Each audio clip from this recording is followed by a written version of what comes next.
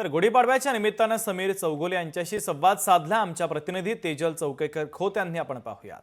आता आपल्या सोबत आहेत कॉमेडीचे बादशाह समीर चौगुले सर. समीर सर गेले कित्येक वर्ष शोभायात्रेत सहभागी होत आहे. तोच उत्साह आहे, तोच आनंद आहे, काय सांगाल?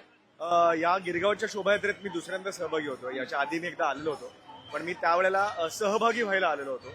पण आज आम्ही आमच्या चित्रपटाच्या प्रमोशनसाठी येतोय. फार छान वाटतंय. आणि आपली मराठी माणसं, आपला सण. मी खरं तर ना काल खूप रात्री आलो, लेट होतं, शूटिंग संपलं माझं खूप लेट, त्यामुळे आज झोप झालेली नव्हती. पण इकडे आल्यावर मला माहित नाही काय झालं, मला एनर्जी झाली अंगात.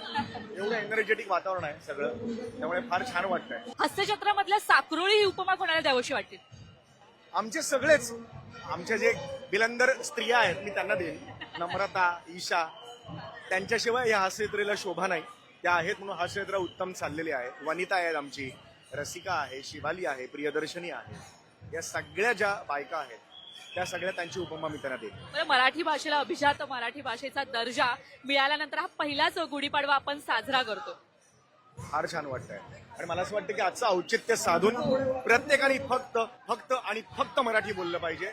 कुठलंही स्थान आणि कुठलंही स्थळ असू दे, आपलं नाही अडत. माझा अनुभव आहे स्वतःचा. कॅमेरामॅन आदित्य सोबत मी तेजल चौकेकर खोत, लोकशाही मराठी.